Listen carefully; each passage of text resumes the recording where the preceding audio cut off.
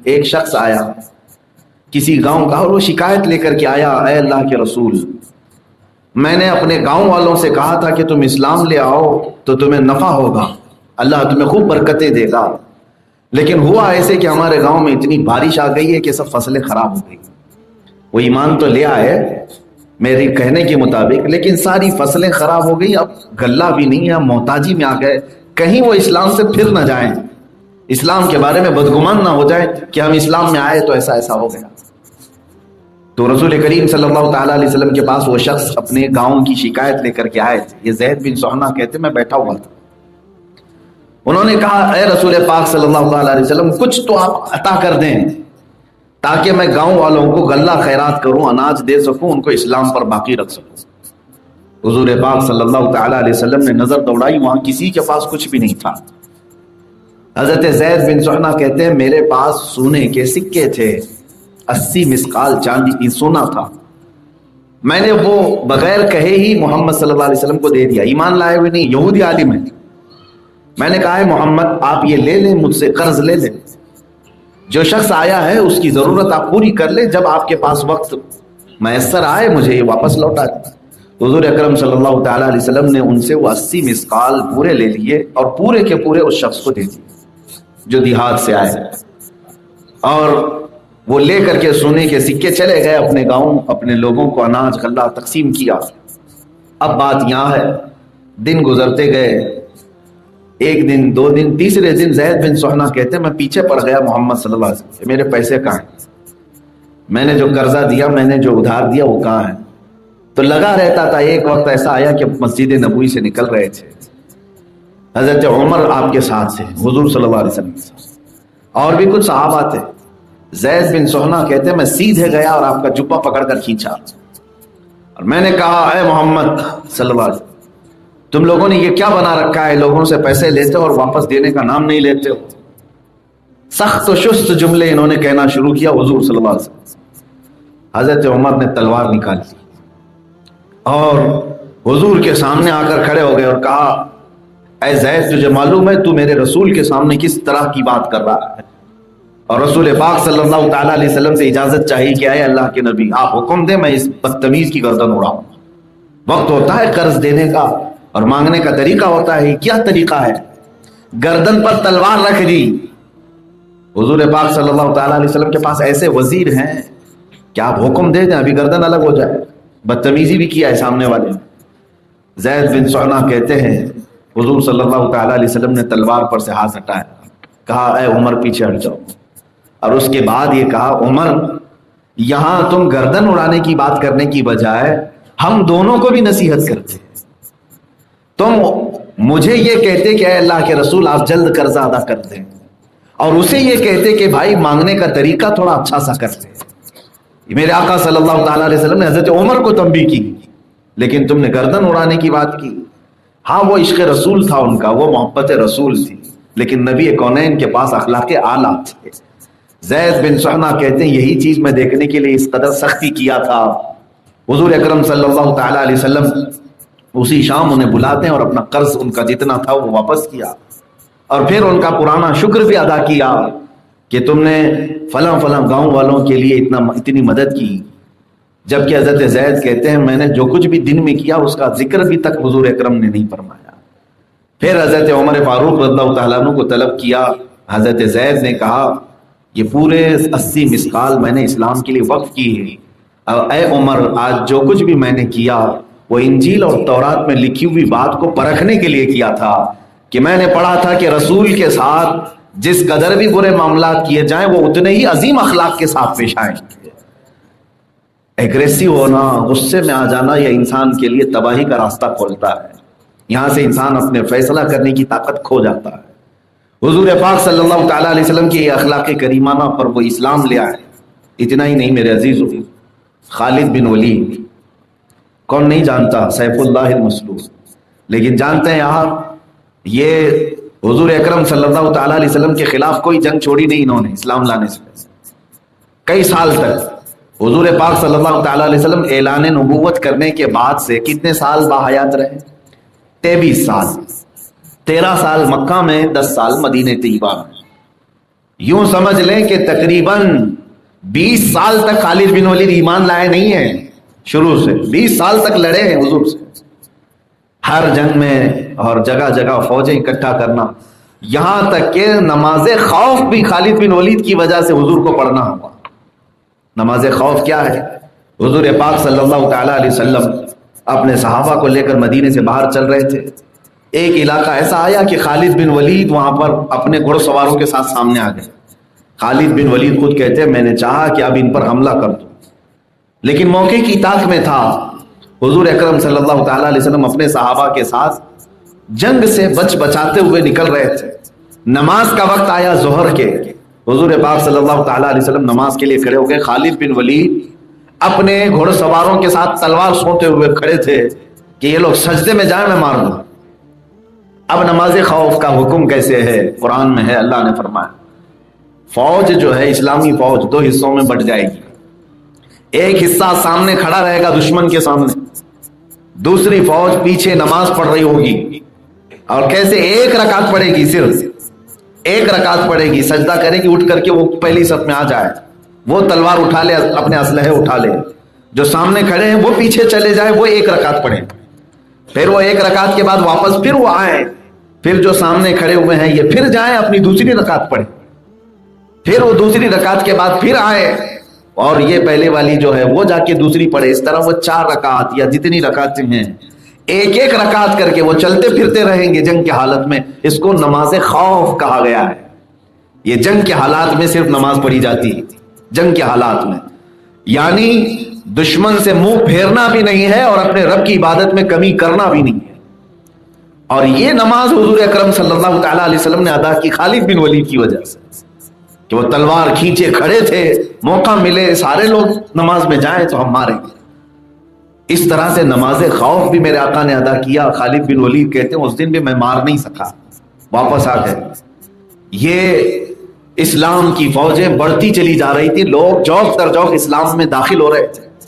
خالد بن ولید کہتے ہیں ایک وقت ایسا آیا کہ اب مجھے خبر مل گئی کہ حضور محمد صلی اللہ تعالی علیہ وسلم اپنے عمرے کی قضا کرنے کے لیے مکہ آ رہے ہیں۔ اب ہمارے پاس مکہ میں اتنی طاقت بھی نہیں تھی کہ ان سے مقابلہ کریں، کیونکہ 6 سال کے بعد وہ 10,000 کا لشکر لے کر مکہ میں آ رہے تھے۔ جو 2 لوگ مدینے سے مکہ سے گئے تھے 6 سال بعد، وہ 10,000 کے ساتھ مدینے میں سے مکہ آ رہے تھے۔ خالد بن ولید کہتے ہیں میں مکہ چھوڑ کر بھاگ گیا، کیونکہ اب آئیں گے حضور صلی اللہ تعالی علیہ وسلم، جو جو جنگوں میں ان کے مقابل میں تھا سب کو پکڑیں گے، بلائیں گے۔ مکہ چھوڑ کر کے وہ فرار تھے۔ حضور پاک صلی اللہ تعالی علیہ وسلم مکہ میں آئے، جنہیں معاف کرنا تھا معاف کیا، جن کا مواخذہ کرنا تھا مواخذہ کیا۔ اس میں ایک صحابی ہیں ولید بن ولید، جو خالد بن ولید کے سگے بھائی، وہ صحابی تھے، ایمان لا چکے تھے۔ مکہ میں جب آئے حضور اکرم صلی اللہ تعالی علیہ وسلم خانہ کعبہ میں نماز پڑھنے کے بعد ولید بن ولید سے پوچھتے ہیں اے ولید تمہارا بھائی خالد کہاں ہے؟ تمہارا بھائی خالد کہاں ہے؟ وہ ایک جرنیل ہے، جنگجو ہے، بہت سخت گیر جنگ کرنے والے۔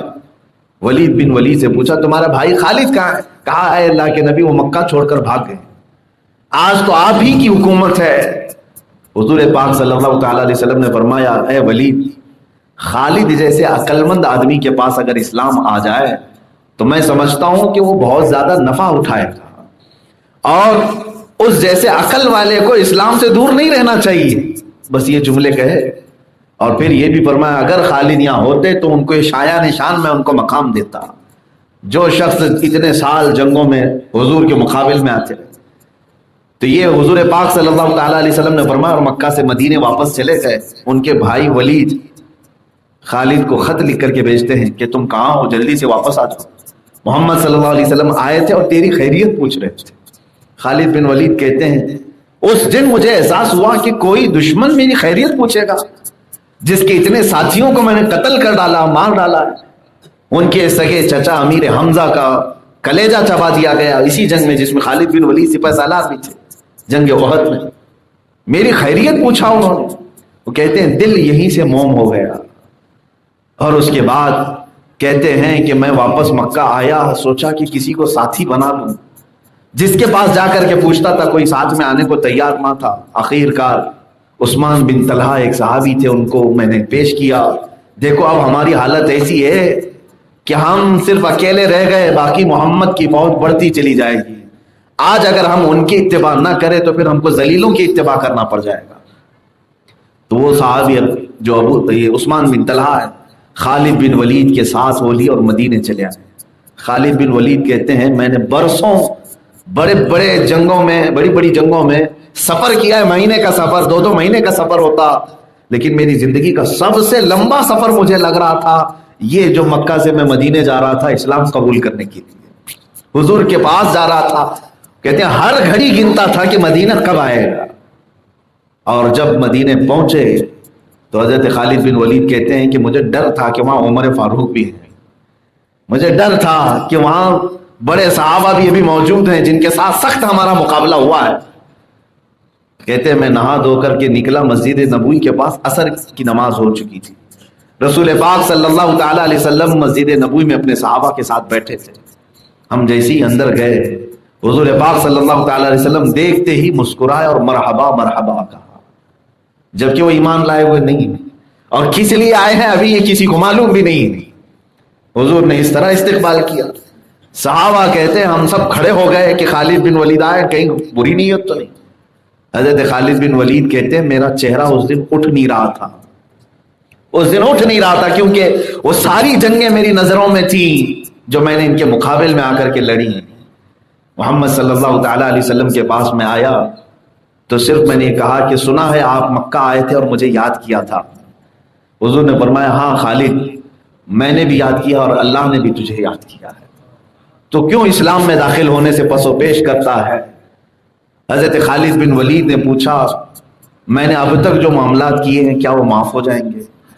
میں آپ کے مقابل میں آیا، حق کے خلاف لڑتا رہا، بس لوگوں نے مجھے بھڑکایا ہوا تھا، حقیقت سے میں دور تھا.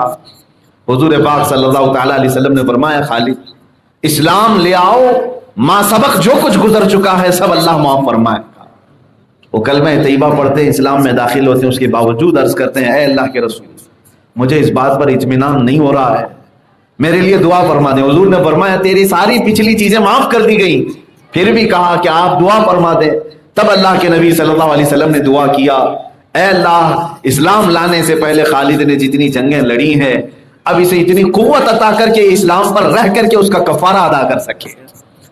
اور اس کے بعد حضرت خالد بن ولید 8 یا 9 سال تک رہے، 125 جنگوں میں شرکت کی اور کوئی جنگ آپ کی شکست سے ہمکنار نہیں ہوئی. ہر جنگ میں اللہ نے آپ کو فتح عطا فرمایا، اور جو علاقے خالد بن ولید نے اپنے زمانے میں فتح کیے تھے وہ آج تک علاقے مسلمانوں کے ہی پاس.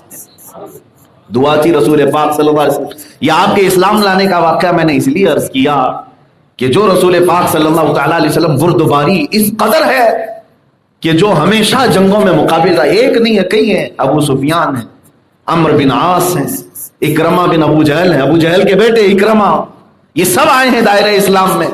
وہ ہندا جس نے حضور کے چچا کا کلیجہ چبایا وہ اسلام میں آئی ہیں، صحابیہ ہو گئی.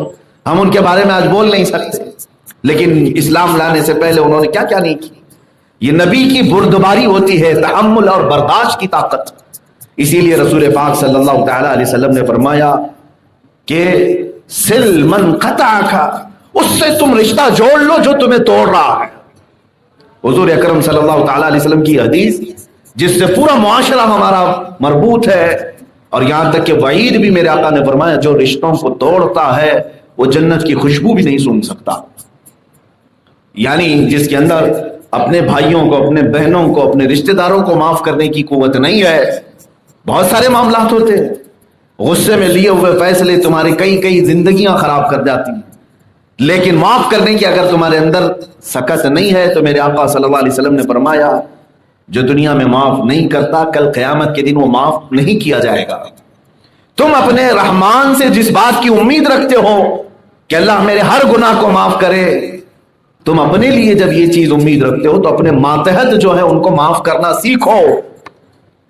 یہ اسلام ہے، سل من قطعک، جو تمہیں توڑے اسے جوڑ لو. رسول پاک صلی اللہ تعالی علیہ وسلم کے اخلاق کریمانہ کے ساتھ ایک بات میں آپ کو بتا دوں. عمرو بن عاص ایک صحابی ہیں، یہ بھی پہلے دشمنی میں رہے، اسلام لے آئے، حضور اکرم صلی اللہ تعالی علیہ وسلم کے ساتھ رہے، اور 30 سال کا عرصہ آ گیا حضور کی وفات کے بعد جب حضرت علی کرم اللہ وجہہ الکریم کے ساتھ معاملات ہوئے امیر معاویہ کے، یہ خلافت علی کے زمانے کی بات کر رہا ہوں، کہ اختلاف ہو گیا دو صحابہ میں، حضرت علی اور حضرت امیر معاویہ میں، خون عثمان کی وجہ سے حضرت عثمان کا قتل ہو گیا، تو امیر معاویہ بدلہ لینے کے لیے مطالبہ کر رہے تھے حضرت علی سے، جو خلیفہ وقت تھے اور خلیفہ برحق تھے۔ حضرت علی کرم اللہ وجہہ الکریم کے نزدیک بہت سارے مسئلے تھی، بہرحال اس مسئلے کو لے کر کے بات اتنی بڑھ گئی کہ جنگیں ہو گئی، دو جنگیں ہو گئی، جنگ جمل اور جنگ صفین۔ یہ جو جنگ ہوئی یہ مسلمانوں میں آپس میں ہوئی تھی، اس میں حضرت عمرو بن عاص حضرت امیر معاویہ کی طرف سے تھے، امیر معاویہ کی طرف سے ان کے بیٹے حضرت عبداللہ بن عمرو یہ بیان کرتے ہیں کہ جب جنگ ہو گئی، یہاں تک کہ عمار بن یاسر قتل ہو گئے جو حضرت علی کی طرف سے آئے تھے، اور حضور اکرم صلی اللہ تعالی علیہ وسلم نے ان کو زندگی میں بشارت دی تھی، فرماتے ہیں میرے آقا ہے عمار تجھے ایک باغی جماعت قتل کرے گی، اور عمار بن یاسر جنت کی طرف بلا رہے ہوں گے اور وہ جماعت دوزخ کی طرف بلا رہی ہوگی، اور اسی جنگ میں وہ قتل ہو گئے، جنگ صفین۔ تو حضرت عبداللہ اپنے باپ سے کہتے ہیں عمرو بن عاص سے، کیا آپ نے حضور کی حدیث نہیں سنی تھی؟ دیکھو حضرت علی کی طرف سے آئے تھے اور وہ قتل ہو گئے، اب تو باز آ جاؤ، ان تمام چیزوں کو چھوڑ۔ بہرحال وہ جنگ آپس میں صلح مصالحت کے بعد ختم ہو گئی، پھر کبھی نہیں ہوئی، لیکن حضرت عمرو بن عاص کہتے ہیں، اب سنیے، غصے میں لیے ہوئے فیصلے، ایگریسو ہو کر کے اتنے بڑے جو معاملات ہو، عمرو بن عاص کہتے ہیں ایک وقت تھا میں کفر پر تھا، اور اس کے بعد اللہ نے ہدایت دی، میں اسلام میں آیا، وہ سب سے اچھے دن تھے، حضور پاک صلی اللہ تعالی علیہ وسلم کے ساتھ رہا۔ پھر ایک زمانہ ایسا آ گیا کہ حضرت علی اور امیر معاویہ میں معاملات ہوئے، تو میں امیر معاویہ کے ساتھ کھڑا رہا معاملات کو دیکھتے ہوئے، اور جنگ تک کی نوبت آئی۔ عمرو بن عاص کہتے ہیں کاش یہ دن آنے سے پہلے میں مر گیا ہوتا، ہر دن یہ بات کرتے تھے، ہر دن یہ بات کرتے تھے، کاش مسلمانوں کی آپس کی جنگ دیکھنے سے پہلے میں دنیا سے چلا گیا ہوتا۔ یہی بات ام المومنین عائشہ صدیقہ بھی فرماتی تھی کہ کاش یہ جنگوں کے ہونے سے پہلے میں دنیا سے چلی گئی ہوتی۔ میرے عزیزوں، کبھی کبھار زندگیاں تمہیں سخت بنا دیتی، حالات اس طرح لے آتے ہیں کہ تم سختیوں میں اپنی بہنوں کو نکال دیتے ہو، اپنے بھائیوں کو نکال دیتے، اور پھر ایک دور گزر جاتا ہے، اس کے بعد پچھتاوا تو آتا ہے، کچھ لوگ پچھتاوے کے بغیر مر جاتے ہیں انہی دشمنیوں میں۔ حضور اکرم صلی اللہ تعالی علیہ وسلم نے انہی کے متعلق فرمایا کہ جو اپنے بھائی کو معاف نہیں کر سکتا، کل قیامت کے دن وہ میری شفاعت کے لیے نہ آئے، میری شفاعت کے قریب نہ آئے۔ حضور اکرم صلی اللہ تعالی علیہ وسلم کی اس حدیث کی بنیاد پر میں یہ عرض ضرور کروں گا، ہمارے پاس کتنے ایسے لوگ ہیں جو شکایت کرتے ہیں، بہنیں ہیں جن کے بھائی ان سے روٹے ہوئے ہیں، گھروں سے باہر رکھے ہوئے ہیں، کئی بہنیں یہ صرف خواہش کرتی ہیں کہ اب ماں باپ بھی نہیں رہ گئے، بھائی ایک مرتبہ محبت سے ہمیں بلائے، بات کرے، نہیں ہوتا۔ یہ قطع رحمی، یعنی رشتوں کو توڑ کر کے رکھنا اور معاف نہ کرنے کا جذبہ۔ میرے عزیزوں، آپ امت محمدیہ میں رسول پاک صلی اللہ تعالی علیہ وسلم کے اخلاق کی کریمانہ سب سے اعلیٰ اخلاق ہے، سب سے اعلیٰ اخلاق ہے۔ انہی اخلاق کریمانہ نے لوگوں کے دل جیت لیے۔ مکہ والے جب گرفتار ہو کر کے آئے فتح مکہ کے دن، حضور نے ان سے پوچھا تم میرے بارے میں کیا گمان رکھتے ہو؟ تو مکہ والوں نے صرف اتنا ہی کہا تھا انت کریم ابن کریم، آپ شریف ہیں، شریف کے بیٹے ہیں، آپ کے باپ بھی شریف، آپ بھی شریف، آپ کا خاندان شریف ہے۔ تو صحابہ اس دن نعرہ لگا رہے تھے، اس دن الیوم یوم الزحمہ یوم الملحمہ، صحابہ کہہ رہے تھے آج تو ٹکڑے ٹکڑے کرنے کا دن ہے، آج گوشت کے چھترے اڑیں گے آج۔ صحابہ اعلان کر رہے تھے، کیونکہ برسوں سے یہ لوگوں نے پریشان کیا تھا مکہ والوں۔ میرے آقا صلی اللہ تعالیٰ علیہ وسلم اپنی اونٹنی پر سوار ہوتے ہیں، مکہ والے قیدی تھے، اس دن قیدی تھے، 10,000 صحابہ کے لشکر کے بیچ میں کھڑے تھے۔ اس دن وہ سر نہیں اٹھا رہے تھے مکہ والے۔ اللہ کے نبی صلی اللہ تعالیٰ علیہ وسلم نے فرمایا الیوم یوم الرحمہ اذهبوا انتم الطلقاء، آج کا دن رحم کرنے کا دن ہے، جاؤ تم سب کے سب آزاد ہو۔ یہ حدیث پاک میں ہے، یوسف علیہ السلام بنی اسرائیل کے نبی اپنے سگے بھائیوں کو کنویں میں ڈالنے کے بعد پھر معاف کرتے ہیں۔ محمد صلی اللہ علیہ وسلم رحمت للعالمین ہے، اپنی امت کو کیوں نہ معاف کرے؟ میرے عزیزوں، انبیاء کرام علیہ السلام کی یہ زندگیاں ہمارے لیے درس عبرت ہوتی ہیں۔ بدلو اپنی زندگیوں میں کوڑھن، جلن، حسد، کینہ، یہ چیزیں تمہیں بیمار بنا دیتی ہیں، اور ایسی بیمار بناتی ہیں کہ پل پل سکون ختم کر دی جاتی ہے۔ اگر کسی سے تمہیں نفرت ہو تو ہمیشہ اس کی کڑن میں مریض بنتے چلے جاؤ. معاف کرنے کا جذبہ رکھو، وسعت قلب